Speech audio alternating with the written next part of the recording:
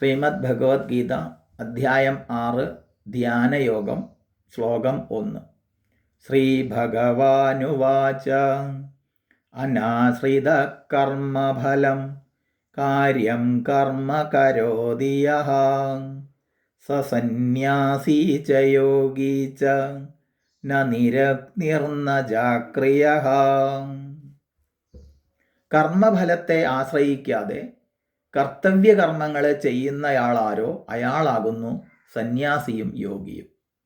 അല്ലാതെ അഗ്നിക്രിയ ചെയ്യാത്തവനോ ക്രിയകളെ ചെയ്യാത്തവനോ അല്ല. അപ്പൊ സാധാരണ ജനങ്ങളെല്ലാം വൈദിക കർമ്മങ്ങളാകട്ടെ ലൗകിക കർമ്മങ്ങളാവട്ടെ എന്ത് ചെയ്യുന്നുണ്ടെങ്കിലും അതിൻ്റെ പിന്നിലൊരു ഫലാപേക്ഷ ഉണ്ടാകും. ഇത് ചെയ്താൽ എനിക്ക് എന്ത് കിട്ടും? അതൊരു കുടുംബമായിട്ട് ജീവിക്കുന്ന ആളായാലും ഭാര്യ ഭർത്തൃബന്ധമായാലും അമ്മ അച്ഛൻ കുട്ടികൾ എന്നുള്ള ബന്ധമായാലും ഒക്കെ വയസ്സുകാലത്ത് അവർ കുട്ടികൾ എന്നെ നോക്കിക്കോളുമെന്നും ഒക്കെ ഉള്ള ഒരു ഫലാപേക്ഷയുണ്ടാകും. ഇനി വൈദിക കർമ്മങ്ങളിലാണെങ്കിൽ ഒരു ക്ഷേത്രത്തിൽ പൂജ അതുപോലെ തന്നെ കർമ്മങ്ങൾ ഒക്കെ ചെയ്യുമ്പോൾ അവിടെ തീർച്ചയായിട്ടും അവിടെ ഫലകാമനയുണ്ട്. കാരണം വൈദിക കർമ്മങ്ങളൊക്കെ ഫലകാമനയോടുകൂടി ചെയ്യപ്പെടുന്നവയാണ്. കാര്യം സാധിക്കാൻ വേണ്ടി ഇന്ന വഴിപാട് നടത്തിയാൽ ഇന്ന ഫലമുണ്ടാകും എന്ന് പറഞ്ഞിട്ട് തന്നെയാണ് ചെയ്യുന്നത്.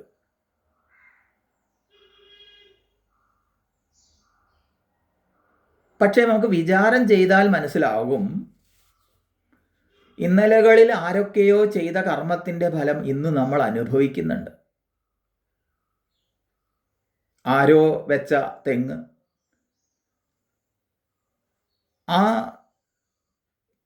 തെങ്ങിൽ ഉണ്ടാവുന്ന ഇളനീര് കഴിച്ചിട്ടേ ഞാൻ മരിക്കൂ എന്ന് ചിന്തിച്ച ഒരാൾ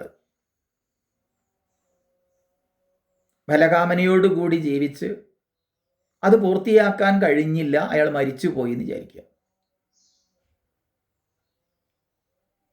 ഇനി അയാൾ ജനിക്കുന്നത് ആ ഇളനീര് കഴിക്കാൻ അനുരൂപമായിരിക്കുന്ന ഒരു ഉപാധിയെ സ്വീകരിച്ച്, ചിലപ്പോൾ എലിയായിരിക്കാം. എലിയാണെങ്കിൽ അതിൻ്റെ മണ്ടയിൽ കയറി ആ ഇളനീര് കഴിച്ചത് തൊണ്ടാക്കിയിടാലോ. അതിനായിക്കൊണ്ട് അയാൾ വരേണ്ടി വരും. കർമ്മഫലമാണ് അനുഭവിക്കുന്നത്. എന്നാൽ അയാൾ ചെയ്ത ആ കർമ്മത്തിൻ്റെ ഫലം ആയിട്ടുള്ള തേങ്ങ അയാൾ മാത്രമല്ല ഇന്ന് നമ്മളും അനുഭവിക്കുന്നുണ്ട്. നമ്മൾ നട്ടുണ്ടാക്കിയ മാവിൽ നിന്നുള്ള മാങ്ങ മാത്രമല്ല നമ്മൾ കഴിക്കുന്നത്. ആരൊക്കെയോ നട്ടുണ്ടാക്കിയ തെങ്ങിലെ മാവിലെ മാങ്ങകൾ നമ്മൾ കഴിക്കുന്നുണ്ട്. ഈ വിശ്വമാതാവ് നമുക്ക് പലതും തരുന്നുണ്ട്, നമുക്ക് വേണ്ട വിഭവങ്ങളെല്ലാം തരുന്നുണ്ട്. അത് എവിടെ നിന്ന് കിട്ടും? നമ്മുടെ പരിധിയിലല്ല. അതിനെയാണ് നമ്മൾ ഈശ്വരീയം എന്നൊക്കെ പറയുക, ദൈവഗത്യ. നമ്മുടെ പരിമിതിയിൽ ഒതുങ്ങാത്തത് എന്തൊക്കെ നമ്മൾ ലഭിക്കുന്നുണ്ട്. വായു, ജലം, ഭക്ഷണം, പാചകം ചെയ്യുന്നതല്ലാത്ത, പാചകം ചെയ്യാൻ ആവശ്യമായിരിക്കുന്ന പലതും അതൊക്കെ നമുക്ക് ലഭിക്കുന്നത് നമ്മുടെ പ്രയത്നഫലമായിട്ടല്ല, മറിച്ച് ആരുടെയൊക്കെയോ പ്രയത്നഫലമായിട്ടാണ്. ആ പ്രയത്നത്തിൻ്റെ പിന്നിൽ പ്രവർത്തിച്ച കൈകൾ ഈശ്വരീയമാണ്. ആ ഈശ്വരീയമായ ആ പ്രപഞ്ച നിയമങ്ങൾ അതിൽ പാലിക്കപ്പെട്ടിട്ടില്ലായിരുന്നെങ്കിൽ നമുക്ക് അത് ലഭിക്കില്ലായിരുന്നു. ഇങ്ങനെ വിചാരം ചെയ്താൽ നമ്മൾ ചെയ്യേണ്ട പണികൾ നമ്മൾ ചെയ്യും, കർമ്മം ചെയ്തുകൊണ്ടേയിരിക്കും. പക്ഷെ അതിൻ്റെ ഫലം എനിക്ക് തന്നെ ലഭിക്കണം എന്നുള്ളത് ഉണ്ടാവില്ല. കാരണം അത് ആരെങ്കിലുമൊക്കെ അനുഭവിക്കട്ടെ. ആരുടെയൊക്കെയോ കർമ്മഫലങ്ങൾ ഞാനും അനുഭവിക്കുന്നുണ്ട്. ഞാൻ ചെയ്യുന്ന കർമ്മത്തിൻ്റെ ഫലം ആരൊക്കെയോ അനുഭവിക്കട്ടെ. അത് ഞാൻ സമർപ്പിച്ചിരിക്കുന്നു. ആർക്ക്? ഈ സമഷ്ടി വ്യക്തിത്വത്തിലേക്ക്, ഈശ്വരനിലേക്ക് സമർപ്പിച്ചിരിക്കുന്നു. ആ സമഷ്ടി വ്യക്തിത്വത്തെയാണ് ഈശ്വരൻ എന്ന് പറയുന്നത്. ഈ പ്രകൃതിയെ, ഈ പ്രപഞ്ചത്തെ, ആ പ്രപഞ്ചത്തിന് സമർപ്പിച്ചു, ആ പ്രകൃതിക്ക് സമർപ്പിച്ചു എന്ന് പറയുമ്പോൾ അത് തിരിച്ചു തരുന്നു നമുക്ക് വേണ്ടതല്ല, വേണ്ടത് മാത്രം. നമുക്ക് വേണ്ടതെല്ലാം അതിൽ നിന്ന് എടുക്കാം. പക്ഷെ നമ്മൾ സമർപ്പിക്കുകയാണ്. ഭഗവാന് നമ്മൾ സമർപ്പിച്ചിട്ട് നമുക്ക് ലഭിക്കുന്നത് എപ്രകാരം ഭഗവത് പ്രസാദമാണോ അതുപോലെ ഈ പ്രസാദ ബുദ്ധിയാണ്. നമുക്ക് വേണ്ടതെല്ലാം ഈ പ്രകൃതിയിലൂടെ ഭഗവാൻ തന്നുകൊണ്ടേയിരിക്കും. ഈ ഒരു ഭാവത്തോടു കൂടി വിചാരം ചെയ്യുന്ന ആള് കർമ്മയോഗിയാണ്. അയാൾ ഒരിക്കലും ഫല കാമനയോടൊത്തല്ല പ്രവർത്തിക്കുന്നത്. തൻ്റെ കർത്തവ്യത്തെ ഈശ്വരാർപ്പണം എന്ന ഭാവത്തിൽ യാതൊരു ഫലചിന്തയും ഇല്ലാതെ അയാൾ ചെയ്യുന്നത് അങ്ങനെ കഴിയുന്നു. ഇത് പറയാനാണ് കർമ്മഫലത്തെ ആശ്രയിക്കാതെ കാര്യകർമ്മത്തെ ചെയ്യുന്നയാൾ. കാര്യം എന്ന് പറഞ്ഞാൽ കർത്തവ്യം എന്നാണ് അർത്ഥം. അപ്പൊ അവനവന്റെ കർത്തവ്യ കർമ്മത്തെ, തന്നിൽ നിക്ഷിപ്തമായ കർമ്മത്തെ, അതിനെയാണ് കർത്തവ്യ കർമ്മം. ഓരോരുത്തർക്കും വ്യത്യസ്തമായിരിക്കും കർത്തവ്യങ്ങൾ. അവരവരുടെ സാഹചര്യങ്ങൾ അനുസരിച്ച്, അവസ്ഥയ്ക്കനുസരിച്ച് ഈ കർത്തവ്യങ്ങൾ അഥവാ കാര്യം മാറും. അങ്ങനെ കർത്തവ്യ കർമ്മത്തെ, കർമ്മഫലത്തെ ആശ്രയിക്കാതെ ഫലം എന്തോ ആവട്ടെ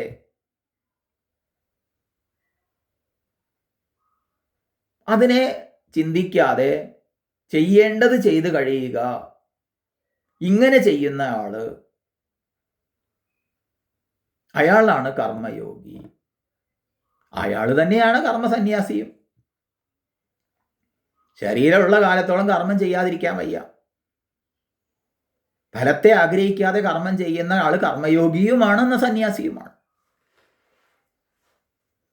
ഇതതിനെ വിശദീകരിക്കുകയാണ്. ആര് കർമ്മഫലങ്ങളെ പ്രാപിക്കാനുള്ള ആഗ്രഹത്തോടൊത്തു കഴിയുന്നുവോ അയാൾ കർമ്മഫലത്തെ ആശ്രയിക്കുന്നയാളാണ്. ഫലതൃഷ്ണ ഇല്ലാത്ത ആളാരോ അയാൾ കർമ്മഫലത്തെ ആശ്രയിക്കാത്തവനാണ്. ഇത് വേർതിരിച്ച് പറഞ്ഞു തരികയാണ് നമുക്ക്. അപ്പൊ അയാൾ സന്യാസി യോഗിയുമാണെന്ന് പറയുമ്പോൾ ഇവിടെ യോഗിയെ സംബന്ധിച്ച് നിത്യകർമ്മങ്ങൾ, നൈമിത്യ കർമ്മങ്ങൾ, കാമ്യകർമ്മങ്ങൾ, പ്രായശ്ചിത്ത കർമ്മങ്ങൾ എന്നിങ്ങനെയുണ്ട്. നിത്യവും അനുഷ്ഠിച്ചിരിക്കണം എന്ന നിലയ്ക്ക് കർത്തവ്യങ്ങളാണ് നിത്യകർമ്മങ്ങൾ. അത് ബലകാമനയോട് കൂടിയിട്ട് സാധാരണ ജനങ്ങൾ ചെയ്യുന്നു. പക്ഷേ യോഗി ഫലകാമനയില്ലാതെ അവയെ അനുഷ്ഠിക്കുന്നു. നിമിത്തങ്ങൾ വന്നു ചേരുമ്പോൾ അനുഷ്ഠിക്കപ്പെടേണ്ടവയാണ് നൈമിത്തിക കർമ്മങ്ങൾ. അതുപോലെ ആഗ്രഹങ്ങളുടെ പൂർത്തീകരണത്തിന് വേണ്ടി ചെയ്യപ്പെടുന്നവയാണ് കാമ്യകർമ്മങ്ങൾ. അഥവാ നിത്യകർമ്മങ്ങളെ ചെയ്യാതിരുന്നാലും പ്രതിഷിദ്ധ കർമ്മങ്ങളെ ചെയ്താലുമൊക്കെ വന്നു ചേരുന്ന പാപങ്ങളെ പരിഹരിക്കുന്നതിനായി ചെയ്യപ്പെടുന്നവയാണ് പ്രായശ്ചിത്ത കർമ്മങ്ങൾ. ഇങ്ങനെ നിത്യം, നൈമിത്തികം, കാമ്യം, പ്രായശ്ചിത്തം, ഇങ്ങനെ വൈദിക കർമ്മങ്ങൾ പറയപ്പെട്ടിട്ടുണ്ട്.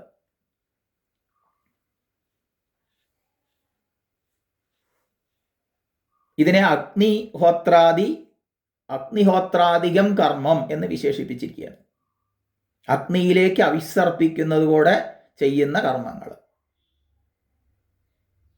അപ്പൊ ബലതൃഷ്ണ ഇല്ലാത്ത ആളെ സംബന്ധിച്ച്, അതായത് ഒരു കർമ്മയോഗിയെ സംബന്ധിച്ച്, അയാൾ ഈ കർമ്മങ്ങൾ ചെയ്താലും അയാൾ ആ കർമ്മത്താൽ ബന്ധിക്കപ്പെടുന്നില്ല.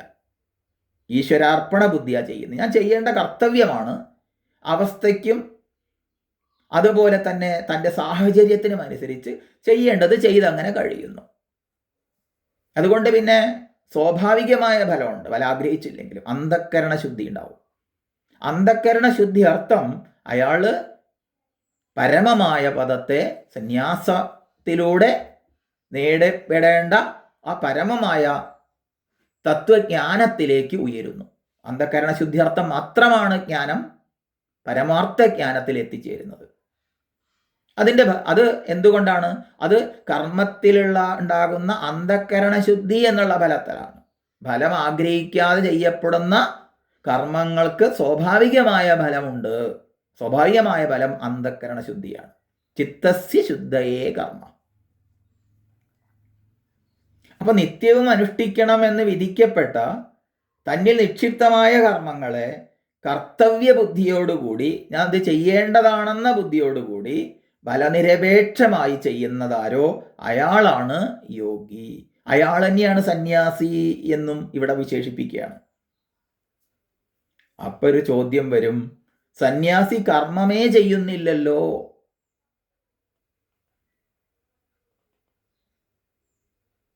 സന്യാസിയെ സംബന്ധിച്ച് ഫലതൃഷ്ണ ഇല്ലെന്ന് മാത്രമല്ല, അദ്ദേഹം ഒരു കർമ്മവും ചെയ്യുന്നില്ലല്ലോ, കർമ്മം ഉപേക്ഷിച്ച ആളല്ലേ എന്ന് പറയുന്നുണ്ട്. അപ്പം എങ്ങനെ അത് ശരിയാവും? അപ്പോൾ വൈദിക കർമ്മങ്ങളെയും ഒക്കെ പരിത്യജിച്ചിരിക്കുന്ന സ്ഥിതിയാണ് സന്യാസം. അതുകൊണ്ട് തന്നെയാണ് സന്യാസിയെ നിരഗ്നി എന്നും അക്രിയ എന്നും ഒക്കെ പറയുന്നതിലൂടെ ചെയ്യപ്പെടുന്നത്, അർത്ഥമാക്കുന്നത്. അപ്പോൾ വൈദിക കർമ്മങ്ങളുടെ അഗ്നികളെ തീർത്തും ഒഴിവാക്കി ഉപേക്ഷിച്ച് കഴിയുന്ന ആളാണ് നിരഗ്നി. സമസ്ത ക്രിയകളെയും പരിത്യജിച്ചിരിക്കുന്ന ആളാണ് അക്രിയൻ. അപ്പൊ സന്യാസിയും യോഗിയും എങ്ങനെ ഒന്നാകും? യോഗി എന്ന് പറയുമ്പോൾ അയാൾ കർമ്മഫലത്തെ ആഗ്രഹിക്കാതെ തന്നിൽ നിക്ഷിപ്തമായ കർത്തവ്യ കർമ്മങ്ങളെ ചെയ്യുന്നവനാണ് യോഗി. അയാൾ എങ്ങനെ സന്യാസി എന്ന് പറയും? സന്യാസി കർമ്മമേ ചെയ്യുന്നില്ലല്ലോ. ഇപ്പൊ പറയാണ്, ഇതിനെ സന്യാസി എന്ന് പറയുന്നുണ്ടെങ്കിലും കേവലം കർമ്മം ചെയ്യാതെ ഇരിക്കലല്ല സന്യാസം. ഒരാൾ കാഷായം എടുത്തു, തലമുണ്ടനം ചെയ്തു, അങ്ങനെയൊക്കെ ഇരിക്കുന്ന ആള് ഞാൻ ഒരു കർമ്മവും ചെയ്യുന്നില്ലെന്ന് പറഞ്ഞ് വെറുതെ ഇരിക്കുകയല്ല ചെയ്യുന്നത്. ബാഹ്യദൃഷ്ട്യ അയാൾ മറ്റൊരാളെക്കാൾ കർമ്മം ചെയ്യുന്നുണ്ട്. അപ്പോൾ ബാഹ്യമായി കർമ്മങ്ങൾ ഒന്നും ചെയ്യാതെയും അഗ്നിക്രിയകളെ ഉപേക്ഷിച്ചും കഴിയുന്നത് കൊണ്ട് മാത്രം ജ്ഞാനവൈരാഗ്യ ലക്ഷണങ്ങളെ പ്രാപിക്കാത്ത ഒരാൾ സന്യാസിയാണെന്ന് പറഞ്ഞുകൂടാ. അതുകൊണ്ട് ബാഹ്യമായി സന്യാസിയും കർമ്മം ചെയ്യുന്നുണ്ട്. പക്ഷെ അവിടെ സന്യാസിയെ സംബന്ധിച്ച് ജ്ഞാനവൈരാഗ്യ ലക്ഷണം പ്രാപിക്കണം. അങ്ങനെയുള്ള ഒരാളെ സന്യാസിയാകുന്നുള്ളൂ. ഇപ്പൊ ബ്രഹ്മചാരിയോ ഗൃഹസ്ഥനോ വാനപ്രസ്ഥനോ ആരോ ആകട്ടെ, അയാൾ സന്യാസിയും യോഗിയും തന്നെയാണ്. ബലാപേക്ഷയോടുകൂടെ അതേ കർമ്മം ചെയ്യുന്ന ആള്, ജ്ഞാനവൈരാഗ്യത്തോടു കൂടിയ ഒരാളും കൂടിയാണെങ്കിൽ സന്യാസിയാണ്. ഇപ്പൊ ബാഹ്യദൃഷ്ട്യ സന്യാസവും യോഗവും ഒന്നു തന്നെയാണ് അർജുന. അതുകൊണ്ട് അർജുനനെ പ്രേരിപ്പിക്കുകയാണ്, നീ ഒരിക്കലും കർമ്മം ചെയ്യാതെ ഇരിക്കല്ലേ, മറിച്ച് ഒരു കർമ്മയോഗിയായി തീരൂ. കർമ്മരംഗത്തു നിന്ന് വേണ്ട പക്വത നേടാതെ ജീവിത പ്രശ്നങ്ങളിൽ നിന്ന് ഒളിച്ചോടി ഗംഗാതീരത്ത് ചെന്നിരുന്നാൽ അവിടുത്തെ പാറക്കല്ലുകളുടെ കൂട്ടത്തിൽ ഒന്നായി അധപ്പതിക്കാം എന്നല്ലാതെ ആധ്യാത്മിക പുരോഗതി നേടാനാവില്ല എന്നുള്ളൊരു സന്ദേശത്തെയാണ് ഈ ശ്ലോകം കൊണ്ട് ഉപദേശിക്കുന്നത്.